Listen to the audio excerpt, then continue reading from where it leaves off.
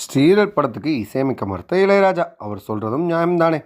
Super star Rajinikanth, Ilaiyaraaja, இயக்குனர் ஸ்ரீதர் ஆகியோரை பற்றி பிரபல மூத்த பத்திரிகையாளர் செய்யாறு பாலு சில சுவாரஸ்யமான தகவல்களை பகிர்ந்துள்ளார். என்னன்னு பார்க்கலாமா? ரஜினிக்கு இப்போ 74 வயசாகுது. இப்போவும் கூலி, ஜெயிலர் 2ன்னு ஓடி ஓடி நடிச்சுக்கிட்டு இருக்காரு. அதற்கு காரணம் அவரது மனசு தான். அதற்கு இன்னும் வயசாகவில்லை. அந்த காலகட்டத்திலே ரஜினி விமானத்தில் பறந்து பறந்து பல படங்கள் நடித்துள்ளார். அப்படி அவர் நடித்த படங்களில் முக்கியமானவை மாங்குடி மைனர், இளமை ஊஞ்சலாடுகிறது. இதில் ஸ்ரீதர் இயக்கிய படம் தான் இளமை ஊஞ்சலாடுகிறது. இந்த படத்துக்கு முதலில் அவர் இளையராஜாவிடம் மியூசிக் போட கேட்டுள்ளார். அவரோ என்னால் முடியாதுன்னு மறுத்தாராம். ஏன்னா கேட்டப்ப இளையராஜாவின் மானசீக குரு, மெல்லிசை மன்னர் எம்எஸ்வி அவரது தீவிர ரசிகராகவும் இருந்தார். ஸ்ரீதரின் படங்களுக்கு எல்லாம் எம்எஸ்வி தான் இசையமைப்பார். இவ்வளவு நாள் அவரை வச்சு மியூசிக் பண்ணிட்டாங்க. அதனால தான் நான் பண்ண மாட்டேன்.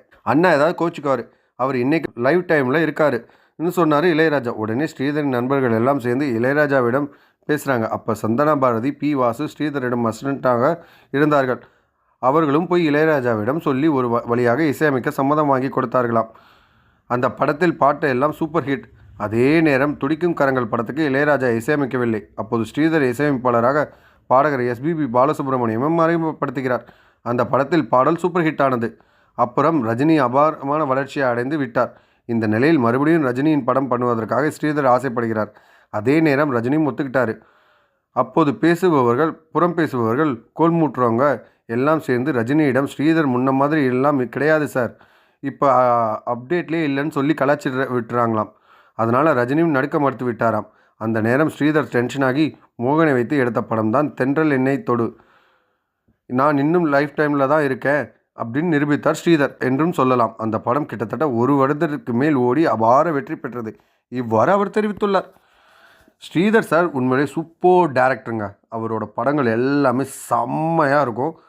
ஒரு லைவாக இருக்கும் அவரோட படம் பட் அதை ரஜினி சார் அந்த படத்தை மிஸ் பண்ணிட்டார். பட் அவர் பாயிண்ட்லேருந்து பார்க்கும்போது ஓகே, ஒரு வேளை இவர் அப்டேட் இல்லாமல் இருக்காரோ அப்படின்னு சொல்லி அவர்கிட்டே நீங்கள் கேட்டிருக்கலாம். மற்றவங்க சொல்கிறத கேட்காம நீங்கள் டேரெக்டாக அவர்கிட்ட கேட்டிருந்தால் இன்னும் கொஞ்சம் பெட்டராக இருக்கும் ரஜினி சார். ஸோ இது ஏதோ பழசு நடந்தது. பட் நீங்கள் இன்னும் புகழோட உச்சத்தில் இருந்தது காரணம் உங்களோட சிம்பிளிசிட்டி மட்டும்தான். அது எங்களுக்கு தெரியும்.